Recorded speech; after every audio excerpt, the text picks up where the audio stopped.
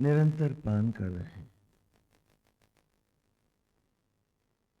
राघवेंद्र की कथा का हमने ऐतिहासिक पृष्ठभूमि से आरंभ किया है और धीरे धीरे कथा अपने मूल रूप को प्राप्त कर रही है। भगवान राम की कथा में हमने जाना अपने ही धर्म के स्वरूप को कि हमारी मान्यता का ईश्वर घटघटवासी है और संस्कृत में आत्मा को ईश्वर को ही भरत कहा गया है, इसलिए ये भूखंड क्या कहलाया? भरतखंड। यही उस युग की भी भौगोलिक व्यवस्था है। सभी जातियां जहां जहां पधारें, जहां जहां उनकी संस्कृतियां उतरें, मूलतः वो उसी स्थान के हो गए और समय के साथ उनका विस्तार होता चला गया।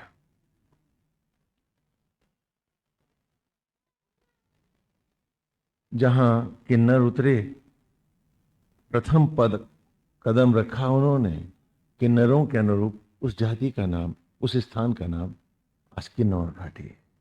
इसी प्रकार यक्ष और गंधर्व जहां उतरे, वो स्थान जहां गंधर्व उतरे, संभवतः आज भी हम उसे गांधार कहते हैं।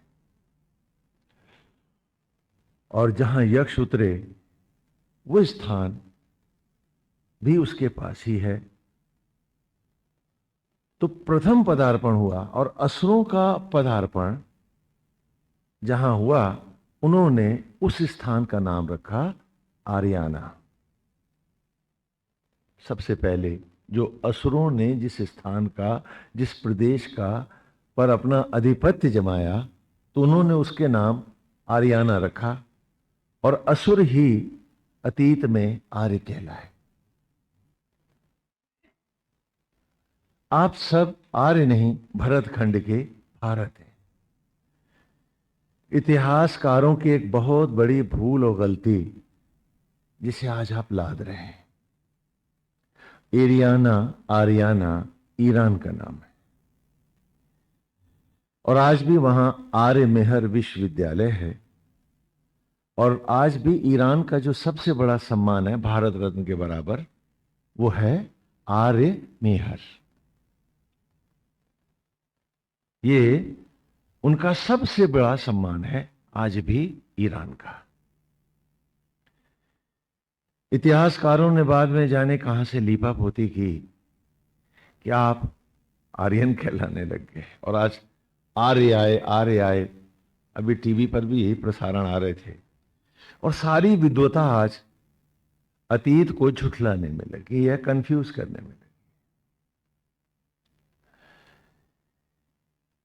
असुरों का अपना एक विचार है, सुर का अपना विचार है।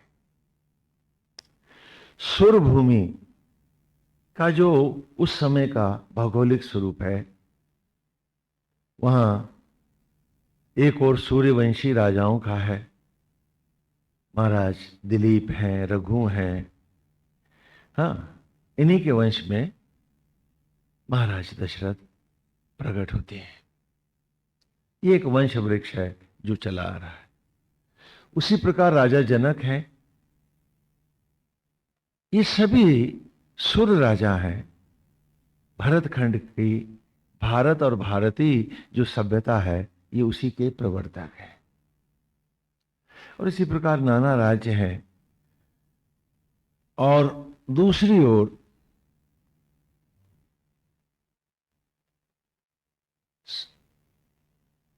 सिलोन जिसे आज आप कहते हैं, हाँ, संभवतः ये वही स्थान हो, क्योंकि जैसे मैंने आपसे कहा ना कि राम की कथा के बाद ये सारा द्वीप मनु की नाव की तरह तैरता हुआ आया और एशिया महाद्वीप के साथ जब जाके जुड़ा, तो जम्बू द्वीपे भरतखंडे से अब आप क्या हो गए हैं? अब वर्तमान में क्या हो गए? एशिया द्वीपे भरतखंडे। वो जम्बू द्वीप तो है ही नहीं। हाँ, स्पष्ट हो रहा है ना? तो वहां असुर संस्कृतियां, इनके बहुत लंबे प्रदेश हैं लेकिन अपनी अपनी असुर मनोवृत्तियों के कारण यक्ष, गंधर्व और किन्नर बराबर युद्ध करते रहे, और जिसके कारण और इनके स्वच्छंदता के कारण इन जातियों में आपस में हाँ झगड़ा भी रहा, टकराव भी रहा और परिवर्तन भी होते रहे। जैसा कि श्री राम की कथा में आप देखेंगे कि ताड़का राक्षसी नहीं है, वो गंधर्व कन्या, लेकिन राक्ष जातियों के प्रभाव में आकर के अभिशप्त होकर के गंधर्व धर्म से जब च्युत हो गई तो क्या कहलाई? राक्षसी। क्योंकि वहां रक्ष जातियां जहां उतरी वो लंका का प्रदेश है, असुर जातियां जहां उतरी वो ईरान है। आज इतिहास कहता है कि वो काल्पनिक है, ऐसा नहीं है, ऐसा था। और ये सारा स्वरूप है इस भूमंडल का। जब पानी उतारा हमने इस धरती पर, बहुत रुक रुक करके टुकड़ों में उतारा है नदियों को। क्यों? क्योंकि पृथ्वी का भार बढ़ेगा और साथ ही जीवंत करने के लिए इस पृथ्वी के एक बहुत से स्वरूप हमने घटाए और बढ़ाए, जिससे कि जीवन को अच्छी तरह से यहां स्थानांतरित किया जा सके। और उसके प्रमाण अभी भी यदि विश्व खोजना चाहेगा तो उसे मिल जाए। तो इस प्रकार देवयानों से जहां जहां जो जो संस्कृति अपने यानों के द्वारा उतरी, उसने वहां वहां अपने बीज निरूपित किए। क्योंकि वो महाकाय ग्रह अपने सभी उपग्रहों के साथ विनाश को जा रहा था, और उस प्लेनेट पर ही लाइफ नहीं थी, उपग्रहों पर भी जीवन था। तो इस प्रकार उस अतीत की एक नई पुनरावृत्ति इस भूमंडल पर हो रही थी, और ये भौगोलिक स्वरूप था। और जैसे जैसे पृथ्वी का भार बढ़ता जा रहा था जल से, इसकी माया का प्रभाव भी धीरे धीरे बढ़ रहा था, और ये अपनी कक्षा में भी थोड़ा सूरज से दूर हट रही थी, तो इसके परिक्रमा के पथ भी बदल रहे थे। आरंभ में ये सूर्य के समीप होने के कारण इसका धुरी भ्रमण यानी दिन और रात का भ्रमण और ऑर्बिट भी छोटे थे, शीघ्र थे, तीव्र थे। तो इसलिए वर्षों के प्रमाण में अगर 40-50 हजार वर्ष की बात आज ग्रंथ करते हैं तो उसमें हमें कोई संदेह नहीं होना चाहिए। एक तो भारी माया से कम माया में आए, और उनकी का जो 100 वर्ष की आयु थी, वो 100 वर्ष यहां जब आकर के 30,000 या 40,000 वर्ष हो रहे थे परिक्रमाओं के अनुरूप, तो उनकी आयु का बढ़ना कोई आश्चर्य नहीं था। मेरी इस कथा को आप शायद अभी पूरी तरह से न समझ पाए, लेकिन आने वाला कल आपको समझा देगा। अभी तक विज्ञान ने केवल चिड़िया की तरह उड़ना सीखा है, प्लेनेट की तरह। जैसे प्लेनेट्स, धरती सूर्य का परिक्रमा निरंतर कर रही है बिना किसी एनर्जी के। जिस दिन ये प्रक्रिया वैज्ञानिक हमारा सार्थकता के लिए, हाँ मानवता के उत्थान के लिए, पर्यावरण की सुरक्षा के लिए इस ज्ञान को ग्रहण करेगा, तो ये आपको प्लेन नहीं दिखाई पड़ेंगे, छोटे छोटे स्पेसशिप अथवा ऐसे देवयान मिलेंगे जो ग्रेविटीज को न्यूट्रल करके चलते। एक और उदाहरण देता हूं जिससे कि आपके मन के सारे संदेह धुल जाए। आप देखते हैं बरसात हो रही है, बादल आते हैं। ये बादल कहां से आते हैं? सागर से। जो पानी भाप बन के उड़ता है वही तो बादल बनता है। तो ये बादल कितना पानी लेके चलता है? करोड़ों टन। तो ये हवा में कैसे चलता है? जमा हुआ बर्फ की चट्टानें होती हैं इसमें, अथाह जलाशय होता है, इसे कौन उठाता है? और यदि मैं किसी प्रक्रिया के द्वारा धीरे से आप उस जलाशय में या उस बर्फ की चट्टान पे बिठा दूं, तो क्या आप बादल के साथ निरंतर परिक्रमा नहीं करोगे? तो आज जो हम सैटेलाइट भेज रहे हैं इंपैक्ट के साथ, कुदरत बादल भेज रही है बिना किसी रॉकेट लॉन्चर। अभी हमको इस ज्ञान को पाना ही है। बोलो, समझ में आ रही बात हमारी? तो ये भौगोलिक स्वरूप है। असुर और रक्ष, जो कालांत रक्ष से राक्षस कहलाए, ये जातियां सारी भूमंडल पर अपना आधिपत्य जमाना वे चाहती हैं कि उन्हीं की संस्कृति, उन्हीं की स्वच्छंदता, उन्हीं का खुलापन सारे भूमंडल पर छा जाए और भरतखंड की संस्कृति हमेशा के लिए मिट जाए, जो सुर संस्कृति। और ये यहां की भौगोलिक अवस्था है। धरती ने माता नारायण के सामने क्षीर सागर में उनसे प्रार्थना करती है कि ये भार पृथ्वी का भी अब सहा नहीं। पृथ्वी कहती है कि मैं जल को सह उठा लूंगी, लेकिन हर व्यक्ति के मन पर जो छा रहा असुरत्व है, उस भार को उठाना नारायण मेरे लिए असह्य। तो महाविष्णु ने कहा कि वे शीघ्र ही लीला अवतार धारण करेंगे। यही कल की कथा का हमारा विश्राम था। हाँ, स्पष्ट है सबको? तो कहा कि जब तक देवता अभिशप्त ना हो, उन्हें श्राप न लगे, वे धरती पर आएंगे कैसे? और उसको हमने स्पष्ट भी किया कि वो चीज एक जो जल में तैर रही है, उसे उसकी तलहटी तक लाने के लिए चट्टान एक बांधनी पड़ेगी। तो कोई अभिशाप की चट्टान मुझे धरती पर उतरने के लिए चाहिए, क्योंकि विधि के विधान हम भी नहीं तोड़ेंगे। हाँ? विधि के विधान हम भी नहीं तोड़ेंगे। और इसी विचार से नारायण की लीला होती। महाराज दशरथ हैं,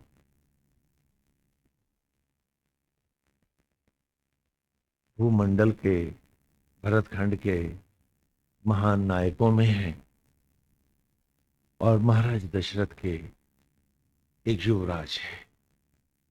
कथा हम यहां से आरंभ करते। युवराज दशरथ बहुत ही अद्भुत है, देवों के द्वारा पूजित हैं, और बहुत बार असुर संस्कृतियां जब संपूर्णता से मानवीय मूल्यों को, इन सोच और समझ को मिटाना चाहती है, देवत्व को भी आतंकित करती है, तो दशरथ ही सेनापति बनते हैं, देवताओं की सेना के सेनानायक होते हैं। और इस प्रकार उनका यश और कीर्ति रघुवंश की चारों ओर है। एक बार दशरथ अपने मंत्री के साथ, अपने सहयोगी के साथ वन में आखेट को आते।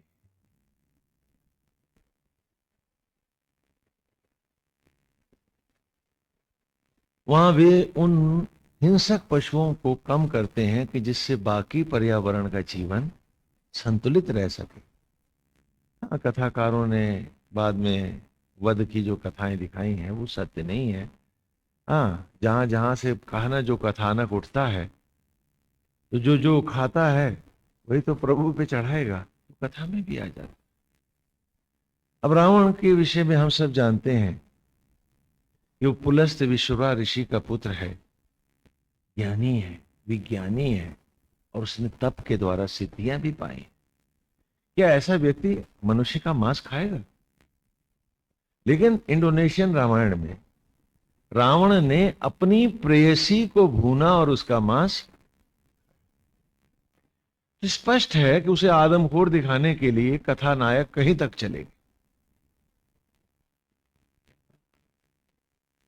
जबकि ऐसा कहीं भी नहीं है। तो क्या होता है कि जो भी अपवाद होते हैं वो खलनायक को मिलते हैं, और जो भी सुंदर हीरे मोती होते हैं आचरण के, वो नायक पा जाता है। तो कथाएं अपने ऐतिहासिक रूप होने लगते और उनमें नए नए जुड़ाव आने लगते हैं। इसलिए उसको किनारे रखकर हम सीधे गोविंद हरि ओम नारायण गोविंद। महाराज दशरथ वन में घूम रहे हैं और यहीं पर उनके बाण से, शब्द वेदी बाण से, एक ऋषि कुमार श्रवण कुमार का वध होता है। तो पहले हम श्रवण की कथा लेते हैं और तब इस पड़ाव पर आते हैं, क्योंकि ये कथा एक बहुत ही अमृत उपदेश है।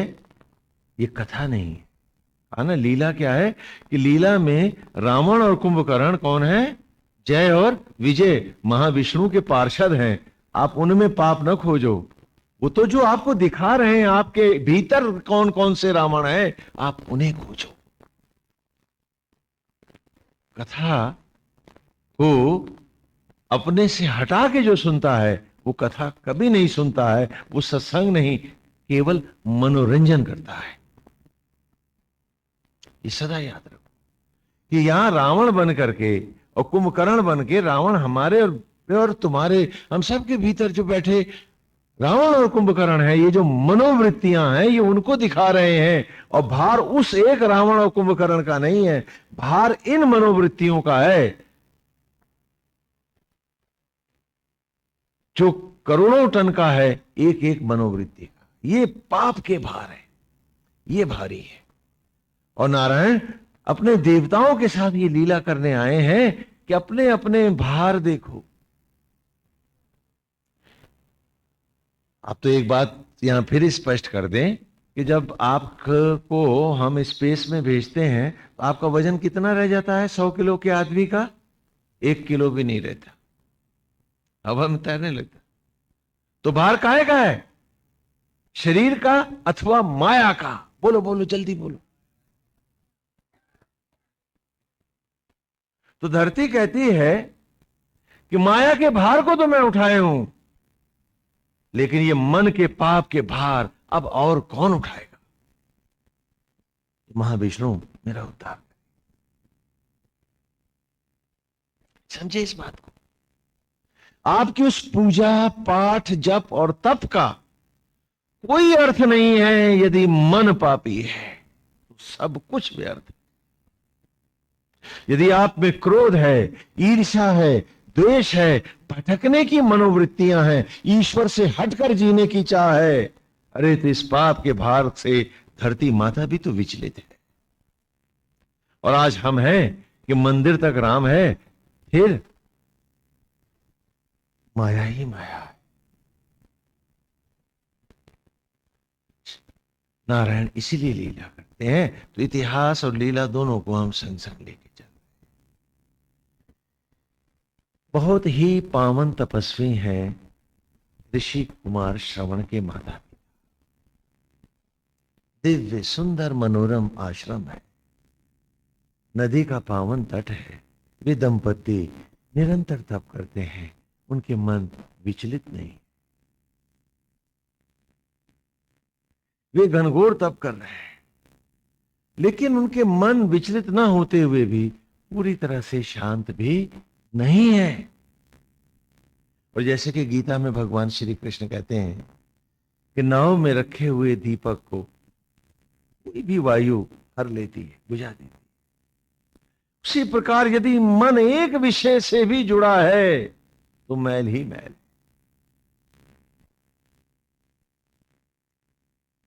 और जो निर्मल नहीं है मन जिसका, भक्ति उसकी कदापि हो ही नहीं सकती।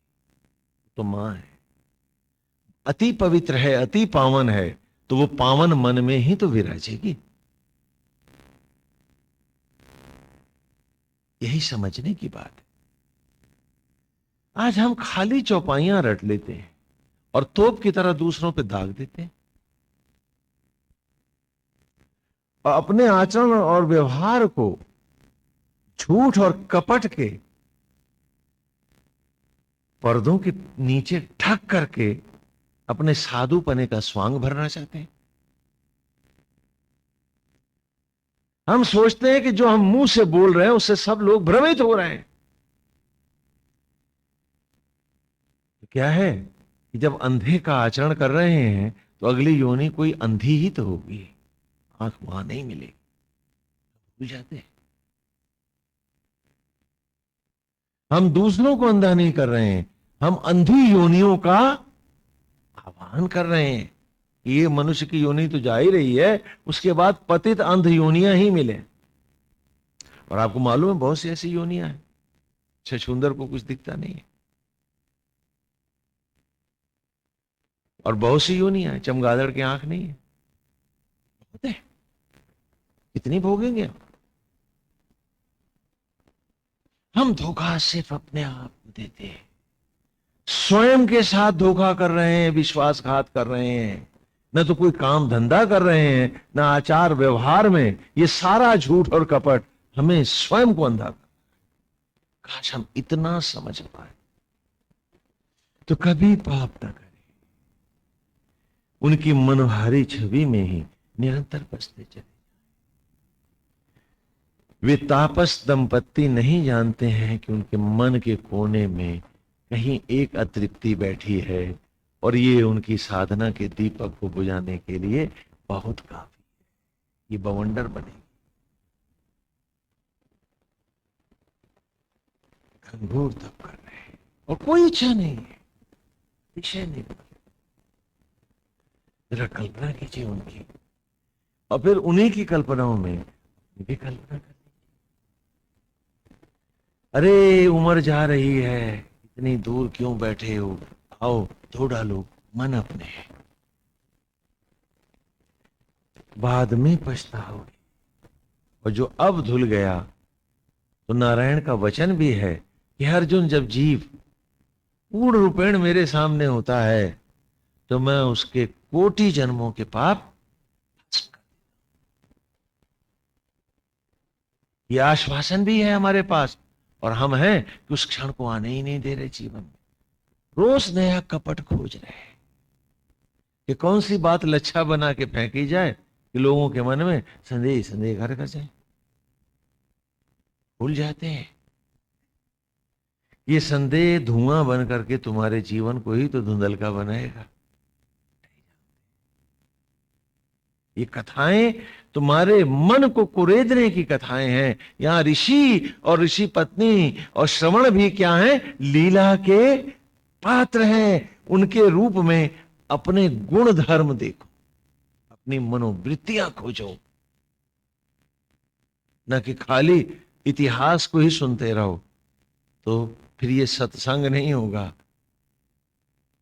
ये तो खाली इतिहास संग होगा,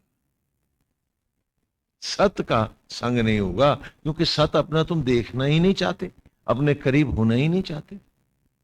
बोलो समझ में आता है?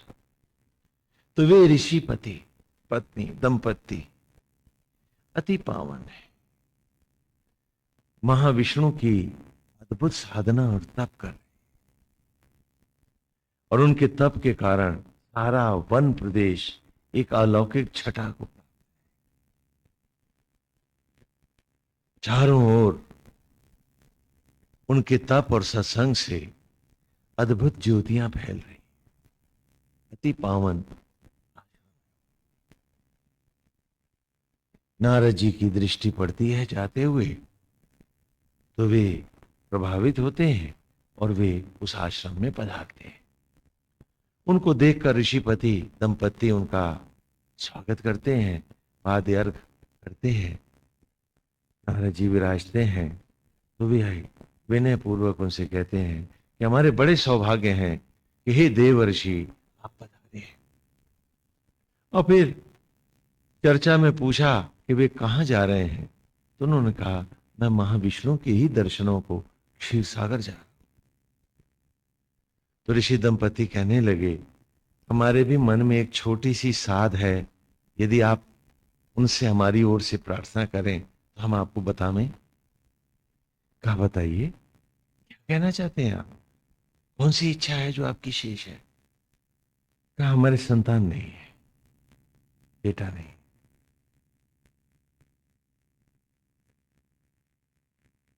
हमारे संतान नहीं है।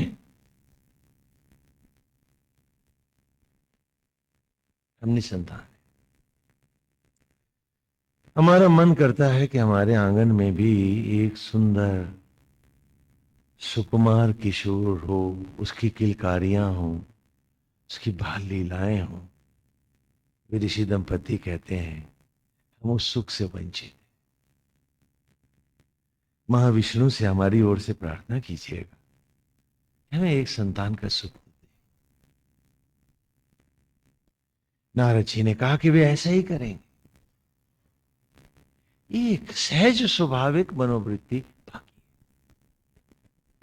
देख रहे हो, हमारे पास तो असहज अस्वाभाविक कितनी अतृप्तियां और मनोवृत्तियां बाकी हैं, और वो भी दुनिया से डर रहे हैं कि कोई देख ना ले। वो भी अतृप्तियां हैं। अब कैसे पाएंगे हम श्री राम तत्व? कैसे पाएंगे इस कथा का रहस्य? कैसे हो पाएंगे हम प्रभु के? आप विचार करें। नारद जी क्षीर सागर में महाविष्णु के सम्मुख प्रस्तुत हैं। वे लक्ष्मी जी को, नारायण को प्रणाम करते हैं। महाविष्णु उनका कुशल क्षेम पूछते हैं और पूछते हैं कि नारद, तुम कहां कहां से आ रहे हो, बताओ तो कुछ। तो कहते हैं कि प्रभु, विशेष बात उन ऋषि दंपति की अद्भुत ज्योतिर्मय, सारा वन प्रदेश जगमग है उनके तप से। ऐसे स्निग्ध, ऐसे ज्योतिर्मय ऋषि हैं प्रभु। उनके पास फिर भी एक इच्छा बाकी है, वे संतान चाहते हैं। तो महाविष्णु मुस्कुराते हैं कि उनसे कहो कि इस अंधता का परित्याग करते। नारायण कहते हैं नारद से कि जाके कहो उनसे कि इस अज्ञान का भी परित्याग कर दें, क्योंकि उनका तप मोक्ष की ऊंचाइयों तक पहुंच चुका है। वे आवागमन से मुक्त होने जा रहे हैं, तो उनसे कहो कि अब ये अतृप्ति छोड़ दें। कहा, मैं कहूंगा। और जब नारद जी ने उनको बताया तो वे तो दुखी हो गए। नारद जी तो चले गए, लेकिन वो आपस में दुखी होकर चर्चा करने लगे कि महाविष्णु ने हमारी तप और साधना के साथ भी न्याय नहीं किया, दया नहीं की। वो वेश्या को भी संतान से वरद करते हैं, हत्यारे को भी संतान देते हैं, और हमने एक संतान मांगी तो वे मुकर गए। देख रहे हैं, एक अतृप्ति ने उनकी अनन्य भक्ति में अन्य अन्य डाल दिया, और भक्ति अनन्य नहीं रही। और तुमको लग रहा है कि तुम्हारी मालाएं गगन तक पहुंच रही हैं। पूछते हैं आपसे,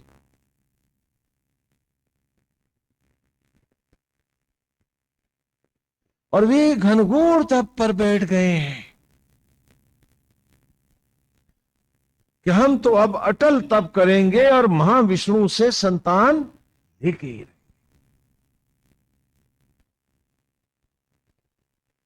उनका तप है कि उग्र से उग्रतम होता जा रहा है, देवलोक तक कंपायमान है,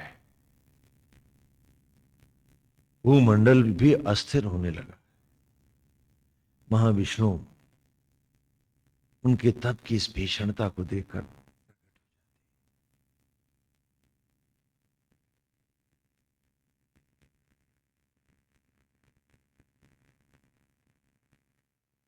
कहा कि हे ऋषि दंपति, आप इतना भयंकर तप क्यों कर रहे हैं? बोलिए, मांगिए, क्या वर मांगते हैं हम आपके सामने, क्या इच्छा है आप बताएं। कहने लगे, नारायण हमें एक संतान दो।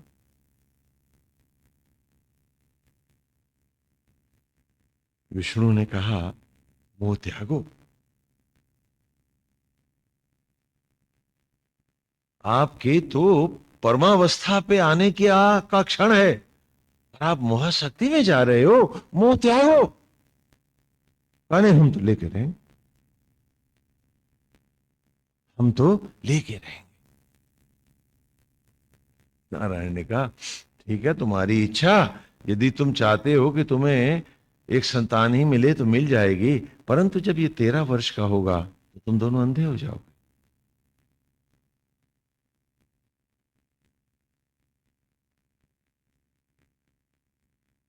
कहा ये भी स्वीकार है, हम लेके रहेंगे संतान। आप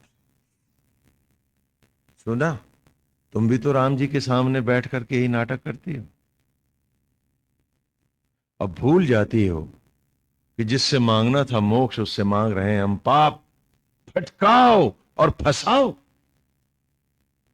उद्धार किसका होगा, कैसे होगा? ये ऋषि दंपति आसक्त नहीं है, वो आसक्त लीला दिखा रहे हैं तुमको, तुम्हारी, कि कहीं उनमें गुण दोष ढूंढ रहे हो तो समझ लो कि तुम कथा के योग्य भी नहीं हो। उनके गुण दोष नहीं ढूंढो, वो जो लीला, जो नाटक दिखा रहे हैं, उसमें अपने को, स्वयं को, अपने आप को तौलो तो कथा कथा है। बोलो, समझ में आता है? पीएचडी कर रहे हो ग्रंथों के ऊपर, कुछ नहीं पाओगे। उस कथा में स्वयं को खोजोगे तो मैल धो पाओगे, तुम्हें ज्ञान मिलेगा कि मुझे मेरे मन के किस किस कोने को कैसे कैसे साफ करना और धोना है। हाँ, समझ में आता है? तो गोविंद का होगा तो ऐसा होगा। नारायण अंतर ध्यान हो जाते। आपके मन में एक संदेह है कि महाविष्णु ने श्राप क्यों दे दिया साथ ही में? वर तो ले लो, लेकिन ये भी भोगना पड़ेगा, उनका ये भी स्वीकार है। तो पुत्र दे रहे हैं और साथ में श्राप भी लगा दिया कि 13 साल में तुम अंधे हो जाओ। ऐसा क्यों कहा? ना ना, इस लीला के मर्म पर आओ। महाविष्णु ने कहा कि तुम तो आज भी अंधे हो।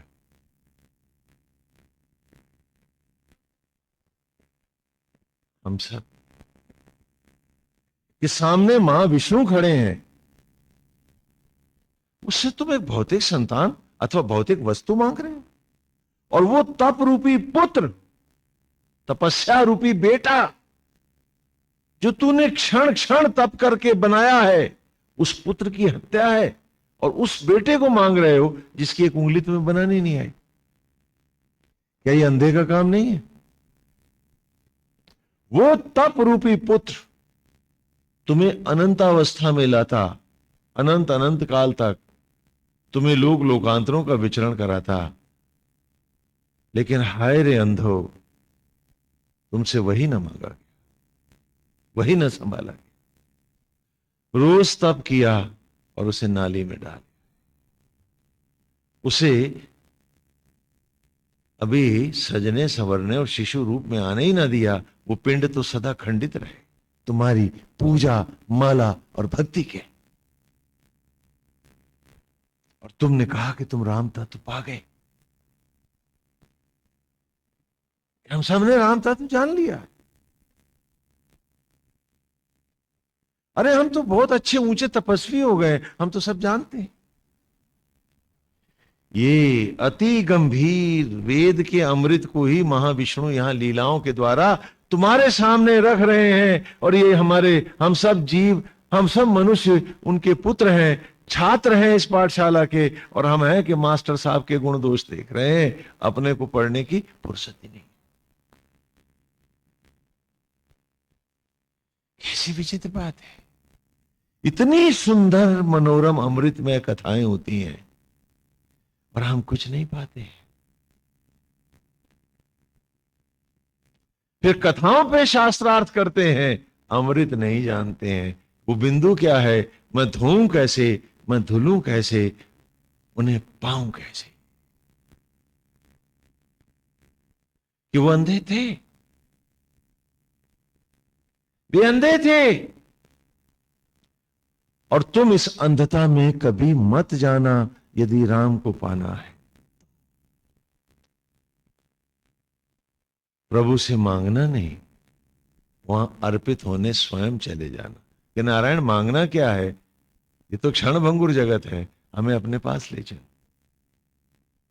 बोलो, समझ में आता है? तो वो अपनी अतृप्तियों के कारण अंधे थे, और उस तप रूपी पुत्र का, जो बरसों बरसों तप करके जो उन्होंने तप कमाया था, उसके बदले में मांगा बेटा, बेटा तेरा कि विष्णु का। बोलो, समझ में आ रहा है? तो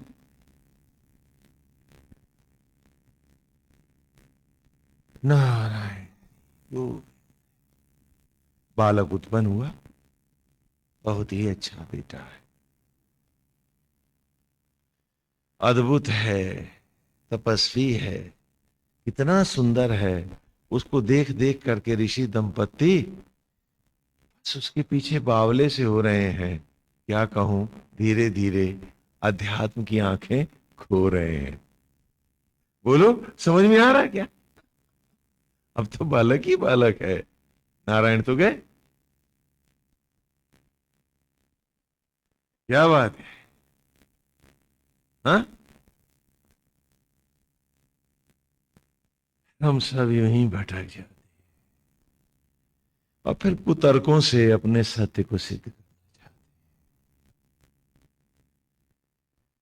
काश हम जाग पाते, काश हम मन के और तन के नेत्रों का सदुपयोग कर पाते, हम अमृत जीवन को पाते, और हमसे समाज अमृतमय होता। न विष पीते, न विष बांटते। बालक बड़ा हो रहा है, दृष्टि धूमिल हो, और 13 वर्ष का बालक हुआ, और उनके नेत्रों के कपाट मुंद गए, वे अंधे।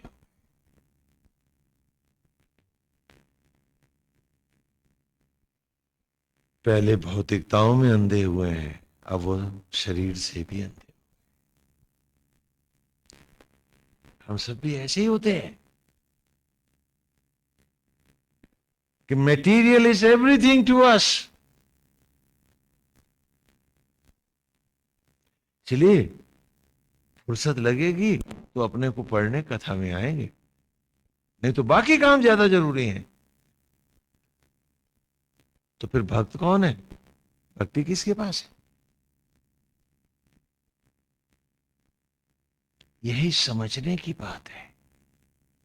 प्रश्न ये नहीं है कि मैं वहां तक नहीं पहुंचा, प्रश्न ये है कि मेरे में संकल्पहीनता की अवस्था है, मेरे पास तड़प नहीं है, ललक नहीं है, प्यास नहीं है।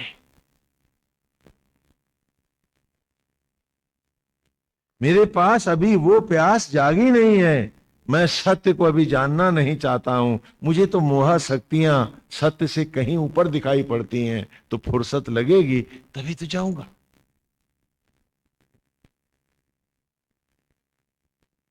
और वहां जाकर के भी वहां बैठा थोड़े ना हो, मन जाने कहां कहां किन किन जरूरतों में भाग रहा है। कथा के बहुत से प्रकरण यूं ही निकल गए हैं, वो सुनाते रहे, मैंने कहा सुने।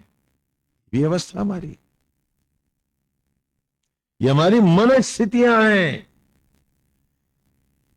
क्योंकि श्री राम की कथा क्या है, तुलसीदास जी ने कहा ना कि निज मन मुकुर, कि मन के आईने को साफ करना चाहता हूं, जिससे देख तो पाऊं स्वयं को, अपने आप को, और उसी आईने में ही तो देखना है श्री राम को।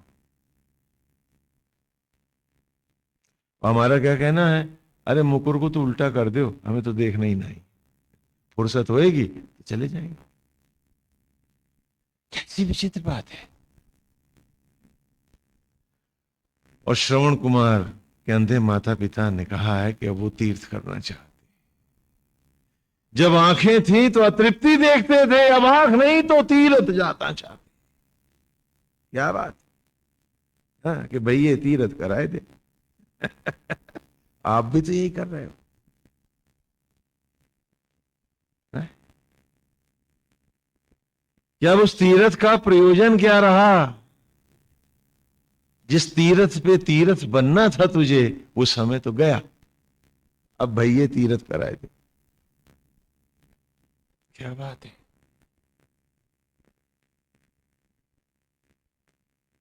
जरा अपने अपने मन को टटोले, अपने से पूछे। श्रवण कुमार जी उनको कंधे पे लादे जा रहे हैं, तीरथ घुमाते जा रहे हैं। और ऐसे ही समय में वे अयोध्या में प्रवेश के वन प्रदेश में प्रवेश पाए हैं। माता पिता को प्यास है तो उनको उतार के वो जल को भरने गए।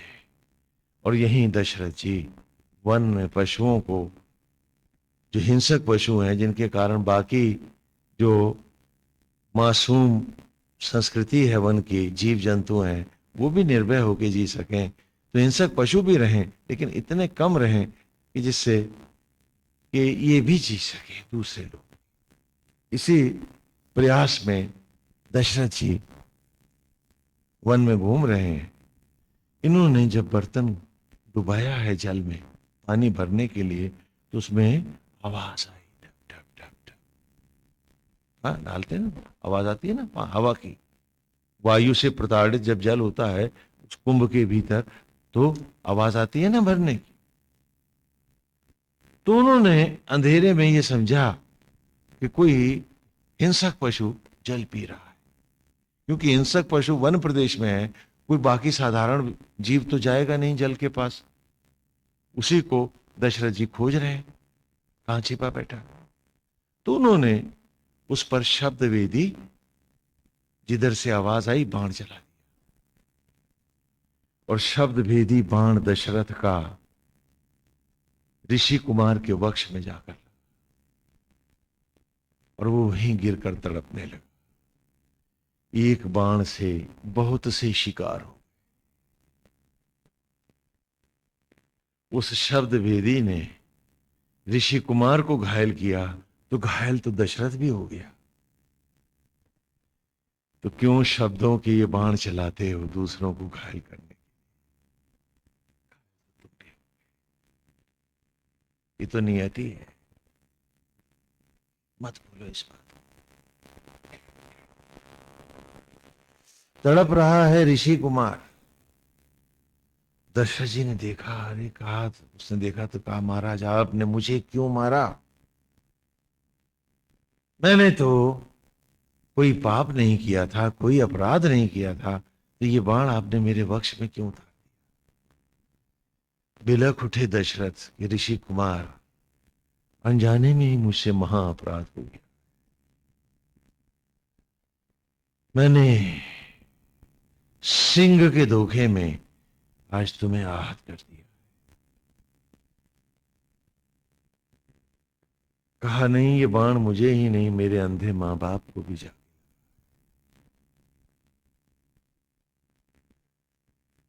वे भी निरपराध घायल हो गए हैं, वे प्यासे हैं, मैं उनके लिए जल ले जा रहा था, अब तो मैं उन्हें जल भी नहीं ले जा पाऊंगा और उनको अगले तीर्थ भी तो नहीं कर। ये कहकर उसने तड़पते हुए प्राण त्याग दिए।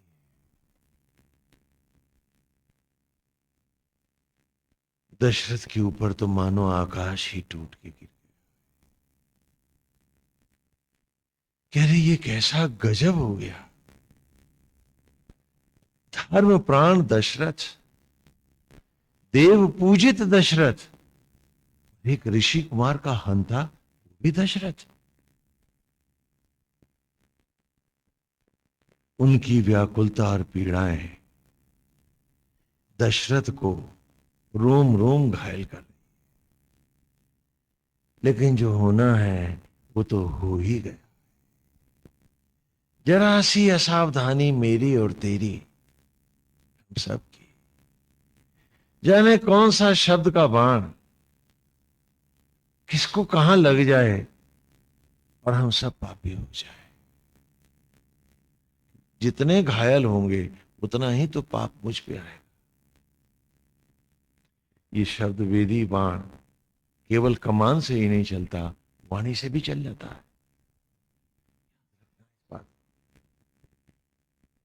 इसलिए कहा कि मंगल शंख के सदृश मंगलमय वाणी जिसकी, हाँ नारायण ज्ञान कि वाणी को मंगलमय शंख ध्वनि रखो, इस पर आयुध न चढ़ा बैठ, पाप ही पाप होगा, पाप ही पाप होगा।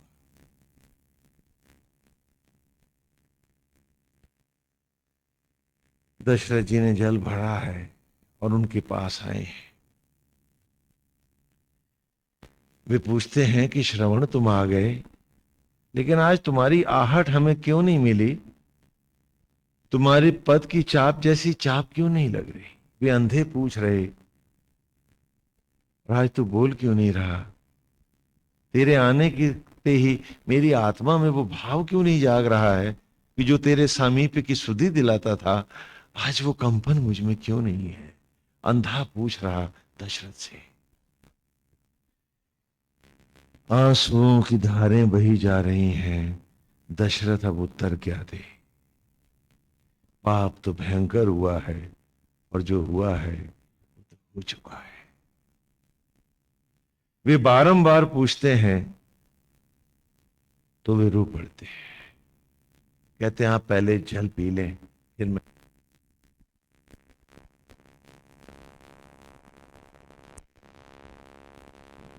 कि पहले आप जल पिए के बाद ही तो मैं आपको पूरी बात बताऊंगा। वे कहते हैं कि हम श्रवण के हाथ से ही जल पिएंगे, तो पूरी बात पहले, तेरे हाथ का जल तो हम नहीं पिएंगे। हमारे भीतर कुछ भय व्याप्त हो रहा है, हमारा अंतर कांप रहा है। बता तू कौन है। कहा मैं इस अवध प्रांत का युवराज दशरथ हूं।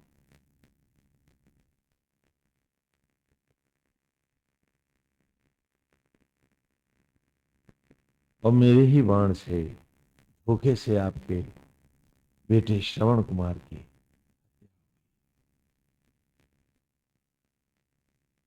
ये सुनते ही वे तड़पने लगते और वे कहते हैं कि वहां विष्णु से हमने सारा तप दे के एक बालक मांगा था, उसके बदले में हमें अपनी दृष्टि भी देनी थी, हमने वो भी प्रदान की थी। अरे दशरथ, आज तूने उसकी हत्या कर दी। हमने तो मोक्ष गंवाया था इस पुत्र की, और आज तू हमारा पुत्र ही छीन ले गया।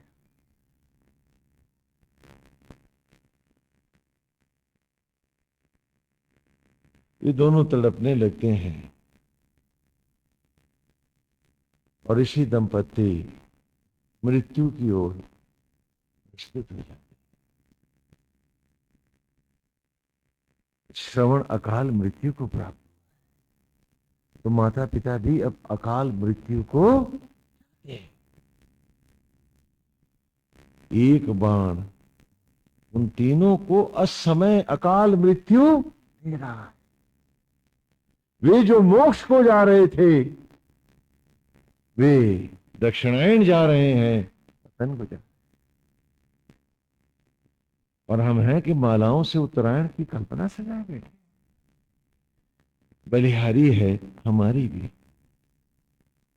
ऐसे भक्त किसी युग में कहां होंगे, ये तो कलयुग में ही तो हो सकते हैं।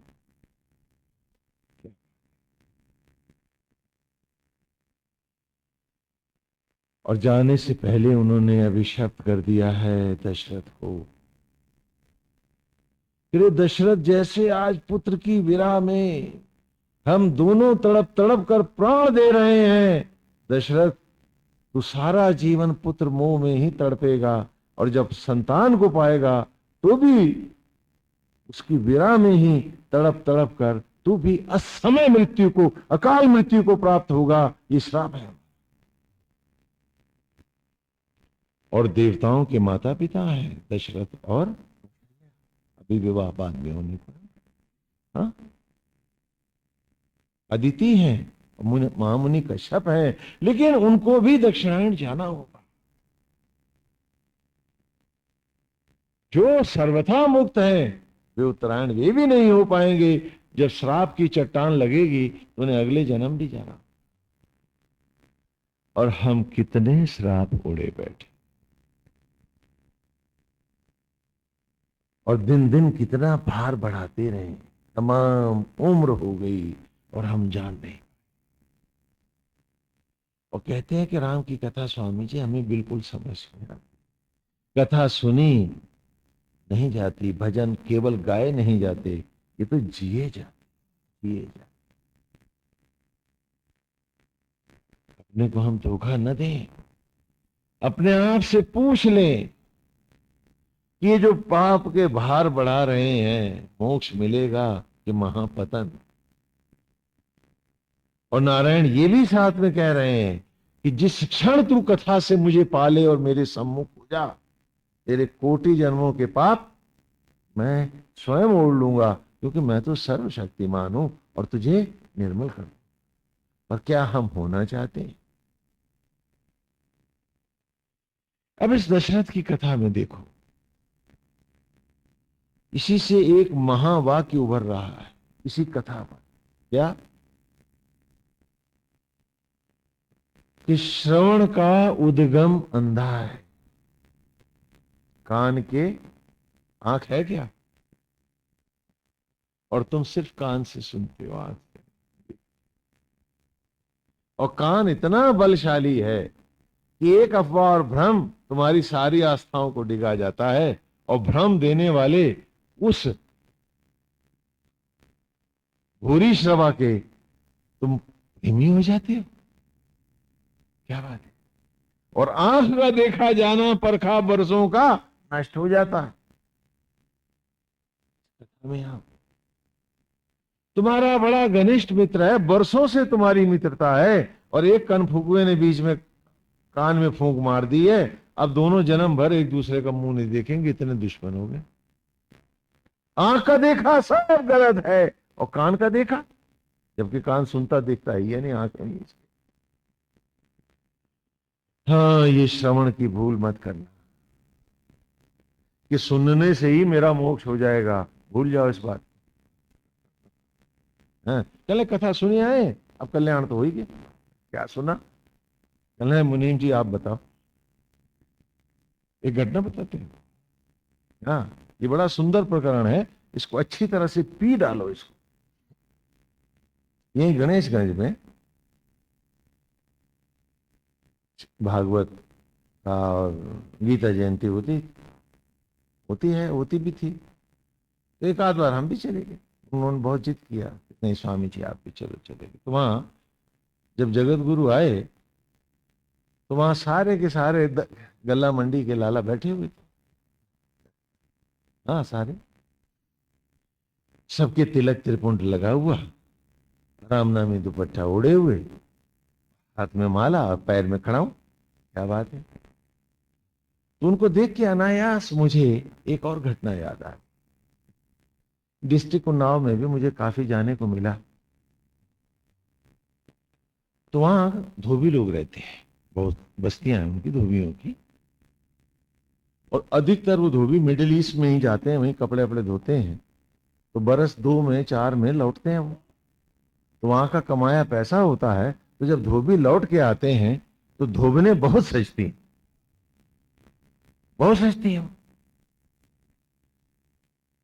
और फिर होटलिंग भी होगी, सब कुछ होगा। हाँ, 3 in 1 भी होंगे, वीडियो टेप रिकॉर्डर भी होंगे, और 2-3 महीने की मस्ती रहेगी, फिर पैसे खलास। तो धोबी फिर मिडिल ईस्ट को, और धोबिनों के सुहाग उतर जाते हैं। तो जब भी जगत गुरु आते हैं, गल्ला मंडी की धोबिनों के भी सुहाग चढ़ जाते हैं। और गुरु गए तो न सीतारामी दुपट्टा, न खड़ाऊं, न तिलक, न त्रिपुंड, सब गायब है। और 2 के 5 बनाने में सब लग जाते हैं। तो देखा वहां बड़ा सुंदर दृश्य था, देख करके वो याद आई। खैर ये बात अलग है, जगत गुरु अपना प्रवचन दे रहे थे, और देते देते जगत गुरु ने हाँ, एक सेठ जो उनके शिष्य हैं, बड़े भक्त हैं, उनके खिलाफ सुन नहीं सकते वो, वही आगे बैठे हुए तो बगल में उनके मुनीम जी बैठे हुए। तो जगत गुरु ने कहा, कहो लाला, तुम्हें तत्व समझ में आ रहा है? बोले हाँ महाराज, बहुत आ रहा है, बहुत आ रहा है। ये अच्छा। अब जगत गुरु की भी क्या कहूं, क्या क्या मन में क्या वो हुआ, उनसे अगला सवाल कर बैठे। बोले अच्छा क्या बता, क्या समझ में आ रहा है? लाला जी दाएं बाएं और ठोकर मार कहते हैं, मुनीम जी, मुनीम जी तुम बताओ। अच्छा, और एक विशेष बात से कि माला फेरने वालों कि प्रवचन में सुनने बैठेंगे तो भांग खा के, सुनेगा कौन दूसरा?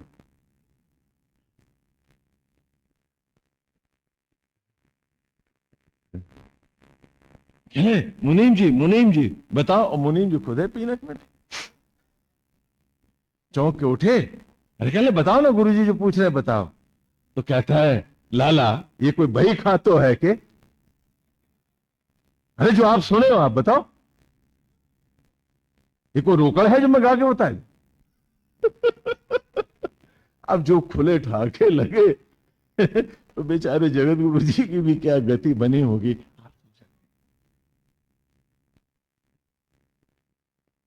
एक तो पहले ही श्रवण का उद्गम अंधा और फिर श्रवण बंद। और कहने लगे कथा में बैठे आए, बड़ा पुण्य कमाया है। अरे भले आदमी तत्व को समझ, ये अमृत क्षण है जीवन के जो तू नाश किए जाता है। ये दुर्लभ सत्संग फिर मिले न मिले, अपने मन को भटकने से रोक, इस पे अवरोध लगा।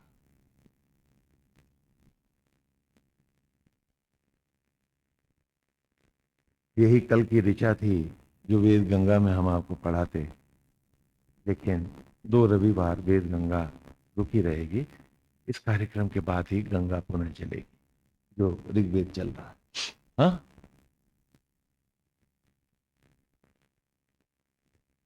तो श्रवण का उद्गम क्या है? अंधा है। और ये सत्य है कि वो अंधता को कंधे पे लादे घूमता है श्रद्धा और आस्था पूर्वक, लेकिन ये श्रवण अंधता तीनों की अकाल मृत्यु का ही तो कारण बनती। तो अंध भक्ति और अंधश्रद्धा को कंधों पे अंधे बन के न लाओ, समझो।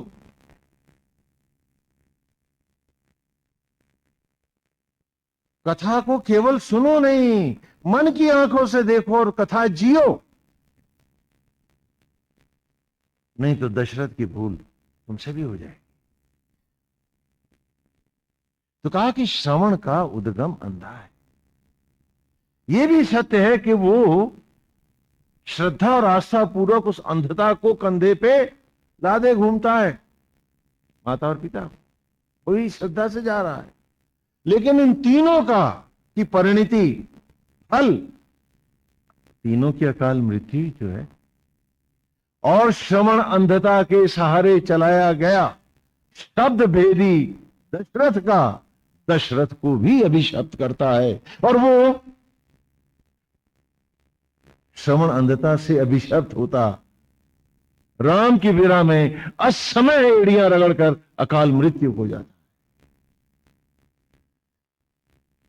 इन पात्रों की क्या हुआ ये मुझसे मत पूछो, क्योंकि सारे देवता हैं, अजर अमर हैं। ये पात्र जो दिखा रहे हैं उसमें अपने को देखो कि तेरे साथ क्या होने जा रहा है। ये कथा है। और अभी तक आप कथा में यही देखते रहे कि रावण मारा गया, अच्छा अच्छा जय जय जय जय। क्या कर रहा है? रावण मरा कब? तेरे भीतर बैठा। वहां रावण का अभिनय करके जय और विजय दिखा रहे हैं कि जैसे राघवेंद्र हमको मार रहे हैं, ऐसे तू भी बन राघवेंद्र और अपने मन के रावण मार। कथा मनोरंजन नहीं है, कथा जीवन का जगमगाता तपता ज्योतिर्मय सत्य है। और इस सत्य का सत्संग कर, संग कर, इस सत्य का सत्संग करे। महाराज दशरथ भारी मन से तीनों को अग्नि प्रदान करते हैं, है ना, क्या ना, कि श्रवण अंधता के सहारे चलाया शब्द वेदी, तो तू भी कान के सहारे ईश्वर की राह न जा। कथा जो आंख खोल रही है उसे खुला रख, फिर वासनाओं, अतृप्तियों और इच्छाओं से मूंदने न दे। जो ये आंख देखेगी उसे कोई सत्य जान, लेकिन आंख मुद गई तो असत्य देखेगी, फिर असत्य कोई सत्य जानेगा। आए मेरा घर, मेरी बीवी, मेरे बच्चे, जबकि शरीर तेरा नहीं तो कहां बीवी और कहां बच्चे, सब नारायण के हैं। तू नारायण का निमित्त हो और निमित्त पूर्वक परिवार को धारण कर, निमित्त पूर्वक समाज को धारण कर, निमित्त होकर सचराचर को धारण कर और सदा श्री राम का रहे। क्या नहीं कर सकता तू? सुख पूर्वक कर सकता है, क्योंकि इसमें दुख गया, चिंता गई, ईर्ष्या गई, लोभ और मोह गया, और तू उन्मुक्त सीधा श्री राम के धाम को। और आसक्त व्यक्ति छूटता कहां है? लोग अक्सर कहते हैं कर्म बंधन का कारण है, कर्म मोक्ष का द्वार है, आसक्ति बंधन का कारण। आसक्त कर्म महाबंधन है, निमित्त कर्म मोक्ष का द्वार। जो चाहो सो ले लो, जी आपकी है।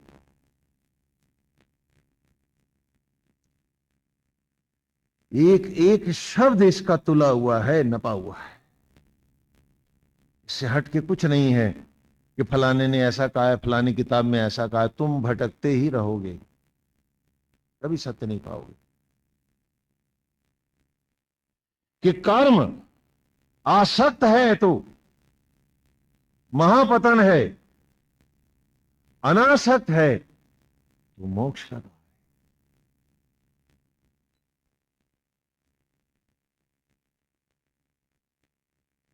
इसलिए कर्म को धर्म पूर्वक धारण करो,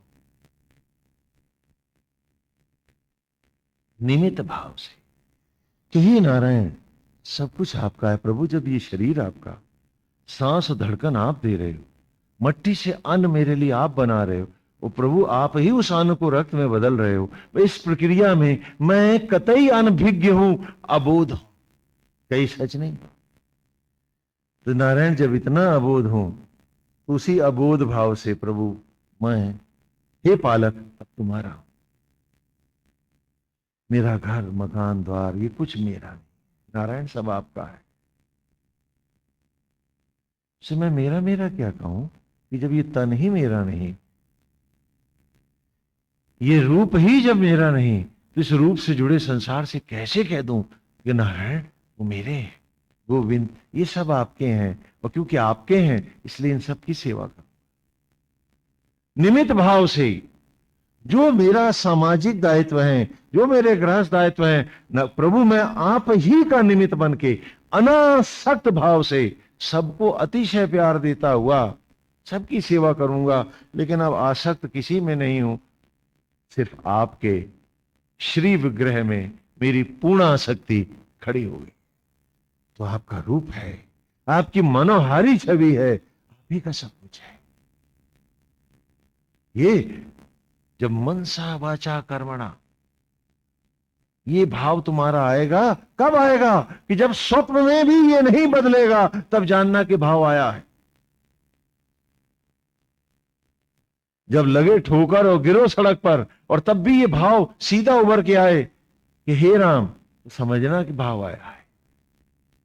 अनायास अनजाने में भी मन निमित्त भाव में ही खड़ा रहे, विवेक भी विचलित ना हो कहीं, तो जानना कि श्री राम भाव आया है। और जिस दिन ये निमित्त भाव आया, जो जो तुम कर्म कर रहे हो वो मोक्ष के द्वार हैं, क्योंकि वे सारे कर्म तप है। भोजन लेना भी तप है, क्योंकि श्री हरि को अर्पित कर रहे हो, भगवान को भोग, क्योंकि तन मेरा नहीं तो नारायण का है, पुण्य कमा रहे। और रसना के लिए, मेरे स्वाद के लिए खा रहे हो, मैं खा रहा हूं अपने शरीर के लिए, तो राम तो है ही नहीं। ये आसक्त भाव है, ये कर्म बंधन है, वो कर्म मोक्ष का द्वार है। कर्म में खोट नहीं है, आसक्त है अथवा निष्काम है। यही समझने की बात है। इसी प्रकार पूजा में, पाठ में, ग्रंथ में, ज्ञान में, सोच में, विचार में निमित्त होकर के जो ग्रंथों में भी पाठ करता है वही पाता है। वरना जो पढ़ता है वो तो विद्वान हो जाता है, और विद्वान तो रावण का होता है। रावण क्या कम बड़ा विद्वान है? हाँ, समझो इस बात। नारायण गोविंद।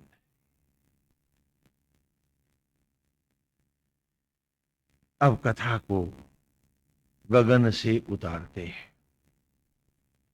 नारद जी, ये पूर्व की कथाएं हैं। उसके बाद महाराज दशरथ का गृहस्थ धर्म शुरू होता है। पहले वे राजा सुशोभित होते हैं। उनकी प्रथम पत्नी कौशल्या। लेकिन जब कौशल्या से भी उन्हें कोई संतान नहीं प्राप्त होती, हाँ, श्रवण के माता पिता का अभिशाप है। जब तक शाप टूटेगा नहीं,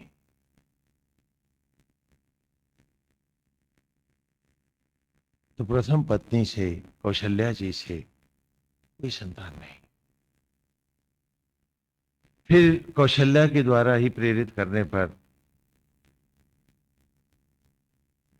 दशरथ जी के और विवाह होते हैं, कैकेयी से, सुमित्रा जी से, सभी से 3 पत्नियां हैं। हाँ, थोड़ा सा, हाँ, लेकिन उनके कोई संतान। समय बीत रहा है, संतान की कामना है। अवध को सम्राट चाहिए, उसका भविष्य कौन? ये भूमंडल की कथा है। अब गगन मंडल में चलते। नारद जी, नारद का नाम तो सुने हैं आप? हर जगह पहुंचे पड़े हैं। हाँ, एक सामू से कह रहे थे डाकिया नारद ही तो है जो घर घर चिट्ठी देते। आजकल तो नए उदाहरण मिलते।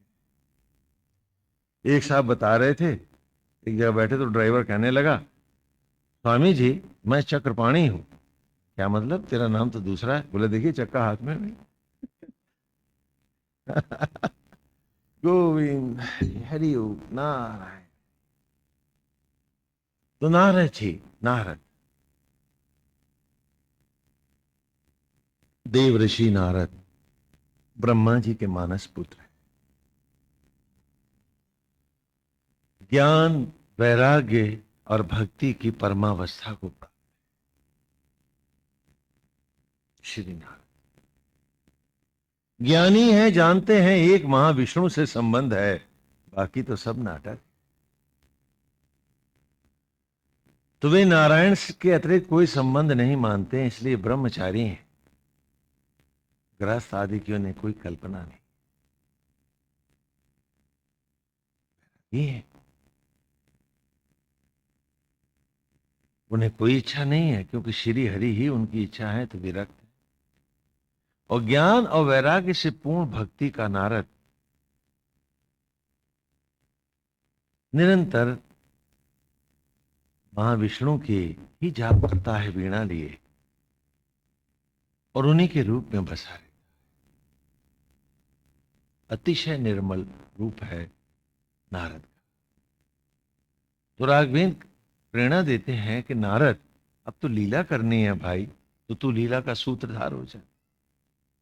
और भोले नारद नहीं जानते हैं, मन किया कि चलो धरती पे घूमने चलें, वो मृत्यु लोक के में टहलने चले आते हैं। जैसे आप लोग भी तो सुबह मॉर्निंग वॉक को चले जाते हैं, तो अभी नारद टहलेंगे तो कई प्लेनेट टहलने लेंगे ना। नारद जी हैं, चले आते हैं। और जब आते हैं मृत्यु लोक में, तो पर्वतराज के यहाँ ही उनका प्रथम आतिथ्य होता है। पर्वतराज की एक बहुत सुंदर कन्या है, जिसका नाम है विश्व मोहिनी। हाँ, सीरियल में वो श्रीमती दिखाया, ऐसा कभी सुनने में नहीं आया। उसका नाम क्या है? विश्व मोहिनी। कथा का जो सूत्र है, आध्यात्मिक कथा का, गुरुकुल में भी विश्व मोहिनी नाम है।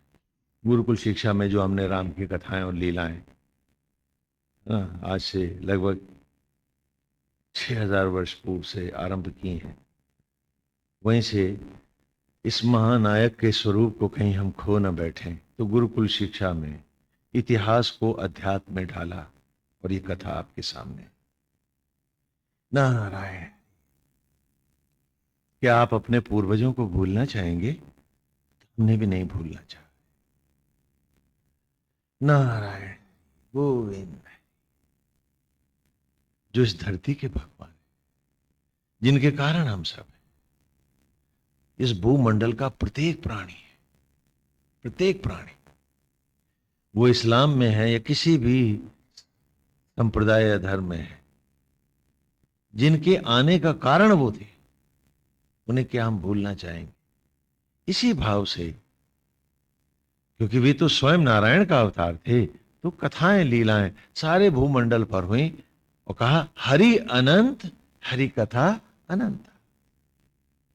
जीवन को सुधारने के लिए, मन को धोने के लिए अलग अलग देशों में, प्रदेशों में, भाषाओं में कथाकारों, कवियों और मनीषियों ने आप जन जन के उद्धार के लिए इन कथाओं को निरूपित किया। इसलिए किसी भी कथा में कोई भेद न करे, कथा से अमृत पान करें। यही कथा श्रवण का अमृत है कि सुने तो अपने में खोजे, विद्वान न बने, मन को धोने के लिए त्याग और वैराग्य का झाड़ू उठाएं और विसंगतियों, अतृप्तियों को और मन के दोष को शीघ्र धो डालें। मैल जम गई तो दाग परमानेंट हो जाएगी, फिर छूटोगे कैसे? रुकने मत दो, क्योंकि बुराई आती सुलभ है, जाती सुलभ नहीं है, घर कर लेती है। बुराई आती सुलभ है, अच्छी भी लगती है, लेकिन जाती सुलभ नहीं है। फिर उसको निकालना अति दुश्वार होता है। कहते हैं नशा, नशा, नशा, नशा में कितने न शा और एक आ की मात्रा ही तो है। नशा, बस इतने ही अक्षर रहेंगे। देखो, नशा शान से शुरू होता है। राय शान भी नशा ही तो है। नशा शान से शुरू होता है, नाश तक जाता है। नशा शान से शुरू होता है और नाश तक जाता है, और ये नाश एक व्यक्ति का नहीं, सारे कुल का होता है, वंश नाश। और हम हैं कि स्वामी जी ये तो सोशल है, और जब अगली पीढ़ियां ज्यादा सोशल हो जाएंगी, स्वामी जी अब क्या करें, इसे सुधारो, ये तो सारा घर पिए डाल रहा। तब मेरी बात क्यों नहीं समझी थी मित्र? तू सोशल नहीं हो रहा है, तेरा घर जा रहा है, तेरा वंश जा रहा है।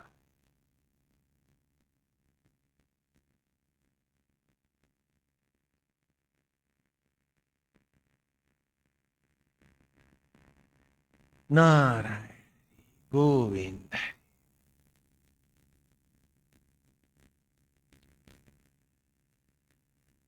तो नारद जी मृत्यु लोक में आए तो पर्वतराज ने कहा, महाराज ने, मेरी एक ही बेटी है, जरा आप उसका हाथ देख लो। इस घटना से पहले वे महाविष्णु के पास आते हैं। हाँ, पर्वत यहां आने से पहले वे क्षीर सागर में नारायण के पास गए, तो मार्ग में उनके मन में एक विचार उठ रहा था, जहां से ये विचार भी नारायणी लीला ही है, कि वे सोचते हैं कि मैं महाविष्णु का सबसे अनन्य भक्त हूं, मुझ जैसा और कोई दूसरा भक्त नहीं है। वहीं से लीला चल रही थी कि नारायण के भक्त होने का दंभ नारद को मृत्यु लोक पर लाता। देखा ना, जरा सी असावधानी में दंभ रूपी बुराई। हाँ, महर्षि वाल्मीकि से बताया था ना, दीमक, बल माने बांबी वाल्मीकि दीमक, कि जरा सा मन उनके रूप से हटा तो दंभ के दीमक ने नारद को काटा। अब देखो आगे दीमकों की बाढ़ कैसे चलती। आए हैं, उनका मेरी कन्या का आप हाथ देकर थोड़ा भविष्य तो बता दो, इसको वर कैसा मिलेगा। नारद जी गए हैं देखने, और जो देखा है तो ये तो मोहासक्त हो गए। हेलो, गा रहे थे नारायण नारायण, और अब भी गा रहे हैं क्या, नारायण नारायण, लेकिन जरा सा फर्क आ गया है, नार आयण, रहा नारायण ही है। देख रहे हो ना। हाँ, अगर कोई पूछे क्या कर रहे हो तो कहेगा नारायण ही तो गा रहा हूं। जैसे आप भी तो कहते हो अरे भैया हम तो अच्छा ही काम कर रहे हैं, गा तो वो नारायण ही रहा है, लेकिन क्या गा रहा है, नार आयण, ये नार मुझे अब मिल जाए। विष मोहिनी पे आसक्त हो गया है। नारायण यथावत है, लेकिन वो नारायण था और ये नार आयण है। बोलो, समझ में आ रहा है? अब हाथ देख रहे हैं तो उसकी कमानीदार भवें दिख रही, क्या करें बेचारे नारद। ग्रह देख रहे हैं तो उसकी जगह उसकी सुगढ़ नासिका और कमल की पंखुड़ी वाले होंठ दिख रहे हैं। अब क्या हो? महाराज पूछ रहे हैं, आप बड़े गंभीर हो रहे हैं नारद जी, क्या कुछ भविष्य में बड़ा कुछ भयानक है क्या? मैं कांप रहा हूं, मुझे बताइए तो फल क्या है? और नारद जी बेचारे क्या कहें, अरे हाथ की एक को रेखा नहीं दिखती है, दिखती है तो उसकी कमानीदार भवें, उसकी सुंदर मुखाकृति। देखा आपने, दंभ के कीट ने काटा एक क्षण जो नारायण से हटा है नारद, जो क्षण सूखा दीमक आया। और अब वो अकेला दंभ का दीमक नहीं है, मोह, आसक्ति, विषय, वासना के दीमकों की भीड़ नारद को खा जा रही। बताया था ना कि गृहस्थ धर्म दीमकों की बांबी है। कथा सुन लेने भर से मत समझना कि तुम जान गए हो, जब अक्षरशः जीने लगो तो जानना कथा सुन पाए हो। और मुहासक्त पूछ रहे हैं पर्वतराज के इसका क्या होगा, आप बताइए। तो लंबी सांस लेके कहते हैं, आप दुखी ना हो, ये तो बड़ी सुलक्षणा, हाँ भाग्यवान कन्या है, इसे तो विष्णु सा सुंदर पति मिलेगा और ये तो ऐश्वर्य को प्राप्त। और कह के नारद चल दिए। दुखी मन है, आगे भूमंडल में कहीं जाने की उनको इच्छा ही नहीं है कि किसी तरह ये वरमाला मेरे ही गले डाल दे तो कैसा रहे। क्यों भाई? उधेड़ बुन में नारद खो गए हैं, दीमक ही दीमक हैं, नारायण गोख हो गया। जब ज्ञान और वैराग्य से पुष्ट थी भक्ति, तो श्री हरि के चरणों में श्रीमन नारायण का जाप नारद कर रहा था। आज ज्ञान और वैराग्य से हटे हैं तो भक्ति यथावत है, लेकिन मोह और वासना ने ज्ञान और वैराग्य का स्थान लिया है, तो नारद विश्व मोहिनी की भक्ति में फंस गया है। बोलो, भक्त तो आज भी है, तो अलग से कोई भक्ति मार्ग नहीं होता। यदि तुम राम के भक्त नहीं हो तो विषयों के भक्त हो, अब मैं और मेरों के भक्त तो हो, तो तुम हो, तो अलग से भक्ति क्या पूछने आए मुझसे? क्योंकि भक्ति तो जीव का स्वरूप है, यही नारद दिखा रहा था। तो मोहासक्त नारद ज्ञान और वैराग्य लुट गए हैं नारद के, मां विष्णु के सामने जाकर खड़ा हो गया। नारायण ने देखा तो कहने लगे, आज ये ढीला दिख रहा है, ये भक्त भी गया है? हा?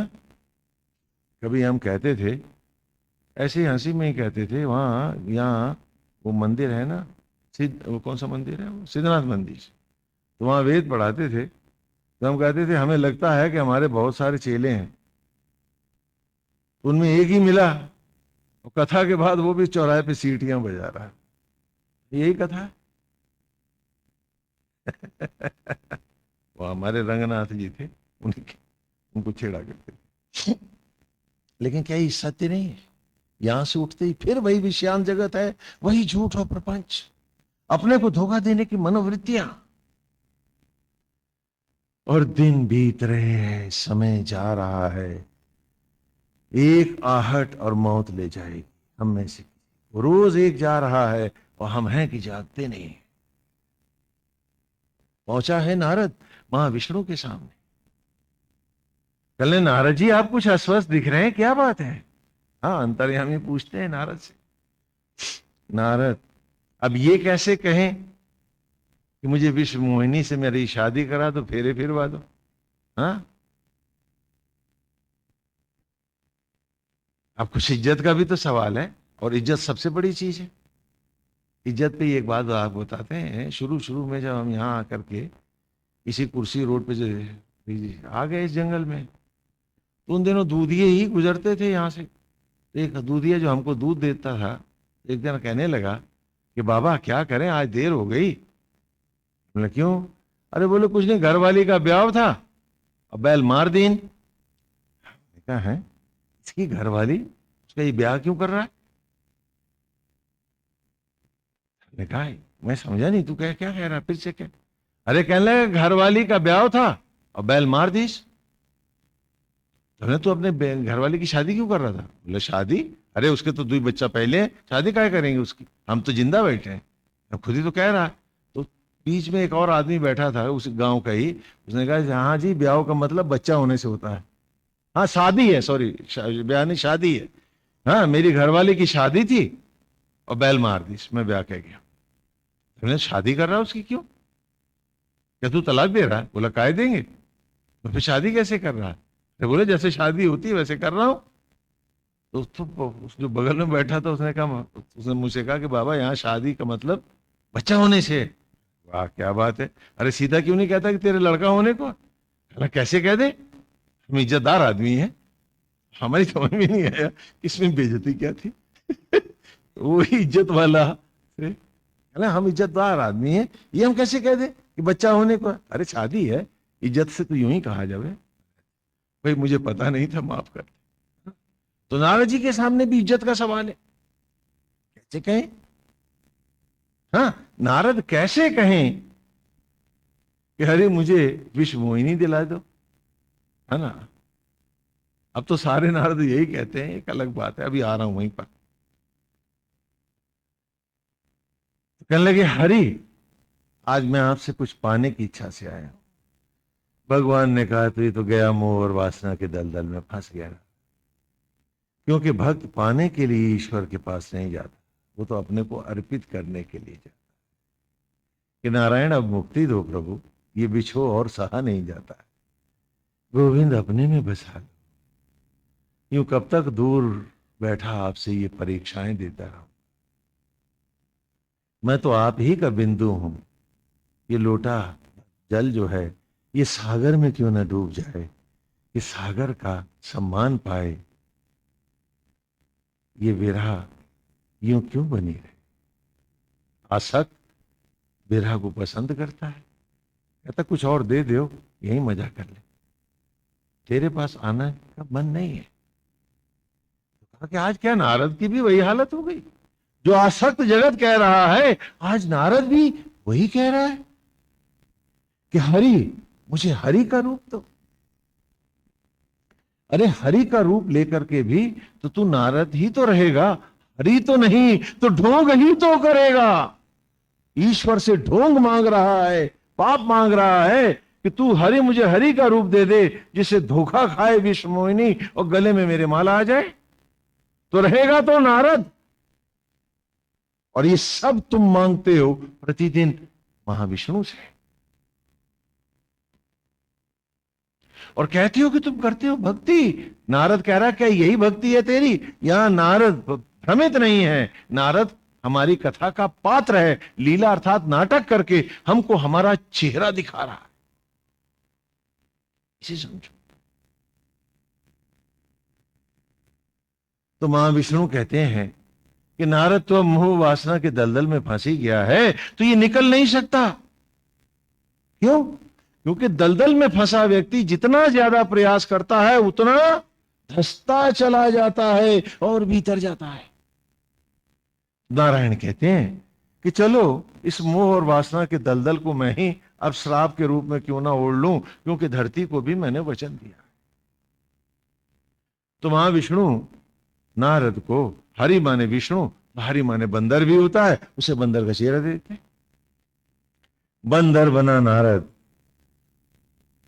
स्वयंवर में प्रकट हो जाता है, और जय और विजय जो पार्षद हैं वो भी उसकी ठिठोली करते हैं। घूमते घूमते जयमाला वहां महाविष्णु के गले में पड़ती है, और नारद का तो संसार लुट जाता है। और जब जल में मुंह देखा बंदर का तो बड़ा कुपित हो जाता है कि नारायण, आपने इस विश्व मोहिनी के लिए मेरे साथ धोखा किया, तो मैं आपको श्राप देता हूं कि आप भी मृत्यु लोक में जन्म धारण करो और इसी के लिए वन वन भटको। तो महाविष्णु मुस्कुरा कर कहते कि नारद, मैं तेरे अभिशाप को शिरोधार्य करता हूं। तो चौंक जाता है, निर्मल हो गया, क्योंकि दलदल तो उधर चला गया। चौंका, अरे मैंने महाविष्णु को श्राप दे दिया। पत्ते की तरह कांपने लगता है, बच्चे की तरह बिलख कर रोने लगता है, उनके चरणों में जा गिरता है कि प्रभु मैं आपको श्राप दे बैठा। तो भगवान उठाते हैं, कहते हैं भोले नारद, जो मैं न चाहता तो क्या तू मुझे अभिशप्त कर सकता? नारद, मेरी इच्छा के बिना क्या पत्ता भी हिल सकता है? अरे भोले, जिस मृत्यु लोक जाकर के और उस मृत्यु लोक का संग करके तू मोह और वासना के दलदल में फंसा है और ज्ञान और वैराग्य तेरे लुप्त हुए हैं, मैं तेरे श्राप को शिरोधार्य करके उस दलदल को मिटाने के लिए श्री रामा अवतार धारण करने जा रहा हूं। और हम हैं कि उस दलदल को संपत्ति बनाए बैठे, वेल्थ बनाए बैठे। और नारायण इसलिए आए थे कि इस दलदल को मिटा दूं, और हम हैं कि हम तो दलदल के बिना जी ही नहीं सकते। हम राम छोड़ सकते हैं, दलदल नहीं। अब थोड़ा नारद शब्द का अर्थ भी कर लो, जिससे तुम्हारे सारे संदेह लीला कथा के मिट जाए। नारद शब्द का अर्थ है, नारद कहते हैं एक केंद्र के चारों ओर वृत्ताकार नाचने वाला। वो क्या कहलाता है? नारद। पुराने जमाने में धूप घड़ी होती थी, धूप घड़ी होती थी ना, तो उसकी परछाई चारों तरफ नाचती है, उसे हम नारद कहते हैं। क्या कहते हैं? नारद। ये परछाई ही नारद कहलाती है। तो नारद का अर्थ है एक केंद्र के चारों तरफ नाचने वाला नारद। तो वो कौन है? जीव, हम सब, जो आवागमन में जन्म मृत्यु जय पराजय लोभ की परिधियों में नाच रहे हैं, जो अभी वेद में पढ़ा के आया हूं, अमैनम सजता सुते मंदिम इंद्राय मंदिने चक्रिम विश्वानी चक्र।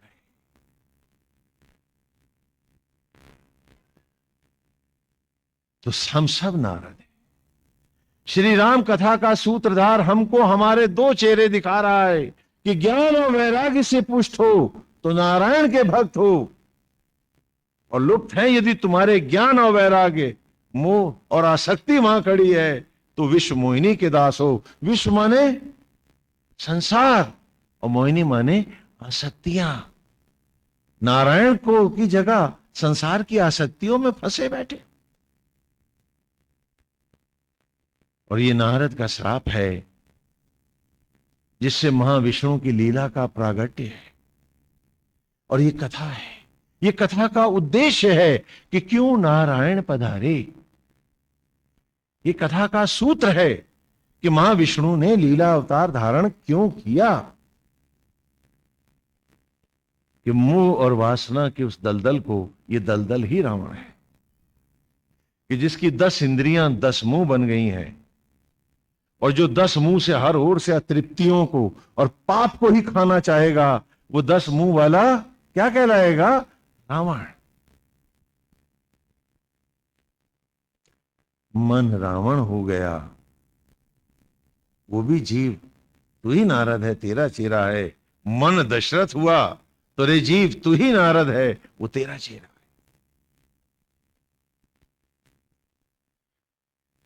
पूरी ईमानदारी से अपने को पढ़ डालो। मैं तुमसे बड़ी साधुता की बात नहीं करता हूं, अपने साथ थोड़े से ईमानदार हो जाओ, थोड़े से। क्या इतना संकल्प हम ले सकते हैं कि हम अपने से सदा सच बोलेंगे और अब कभी झूठ का कोई भी मिथ्याचरण अब नहीं करेंगे। कम से कम भीतर अपने तो अब झूठ नहीं करेंगे। तो कभी भी कोई विषय और आसक्ति आए तो हम अपने मुंह पे थप्पड़ मार के कहेंगे कि ये राम का द्रोह है, ये पाप है। भले बंद कमरे में जाके करेंगे, लेकिन इतना सच तो हम अपने से अब जरूर बोलेंगे। हमने दूसरों को पीड़ा दी है, दूसरों को आहत किया है, तो हम जरूर भीतर जाके अपने से कहेंगे कि तू पापी है, अरे धो इस पाप को, तुरंत हटा दे इसको, दोबारा मत आने देना इसे, नहीं राम खो जाएंगे और जन्म जन्म भटकता रहेगा। यही नारद मोह की कथा है, यही नारद की कहानी है, हम सब की कहानी। और इसीलिए महाविष्णु क्षीर सागर पर शेषशायी संपूर्ण सचराचर को पालन करने वाले, सबको जीवंत करने वाले, ऐश्वर्य प्रदान करने वाले वे परम पिता परमेश्वर। जब हम बालक वेद और वेदादिक ग्रंथों से जीवन के सूक्ष्म सत्य को नहीं पाते हैं, तो वो परम पिता कितना दयालु है, कितना कृपालु है कि नर रूप में अवतरित होकर एक अध्यापक की भांति उदाहरणों और उद्धरणों से हमें फिर जीवन के इन रहस्यों को पढ़ाता है। सो ही लीला अवतार है, ये वेद ही के अंग है। इन्हें समझने की हम सबको जरूरत है। आज इस नारद की कथा में हम सब इस जीवन के अमृत को धारण करें कि हम नारद का ज्ञान और वैराग्य से पुष्ट चेहरा ही नारद अपना रखे। अब मोह और वासना के दलदल में विश्व मोहिनियों की भक्ति में नहीं जाएगा। नारायण हम आपके हैं, हम आप ही के रहेंगे। और इसका अभ्यास बड़ा सुंदर है, बड़ा सरल है कि मंदिर जाओ, भगवान की सुंदर मूर्त को देखो और पहचानो कि ये तुम्हारी आत्मा है, पहचानो कि ये तुम्हारी आत्मा है, पहचानो कि ये तुम्हारे अंतर में व्याप्त है। ये ही नारायण का रूप है। यहां उनकी मूर्ति है, उनका चित्र है, और साक्षात कहां है? जहां हनुमान दिखा रहे हैं वो। तो उनके इस मंदिर को अब हम मैला नहीं करेंगे और सदा उनकी मनोहारी छवि सामने रखेंगे। तो रूप जब सामने खड़ा रहेगा और मन जब उस पे रीझा रहेगा, तो हम सहज ही नारद के उस दूसरे चेहरे से, अपने ही दूसरे चेहरे से बच निकलेंगे। क्योंकि नारद जो कथा का सूत्रधार है वो और कोई नहीं, हम सभी हैं। क्योंकि जिनके हित में कथा हो रही है वे सारे जीव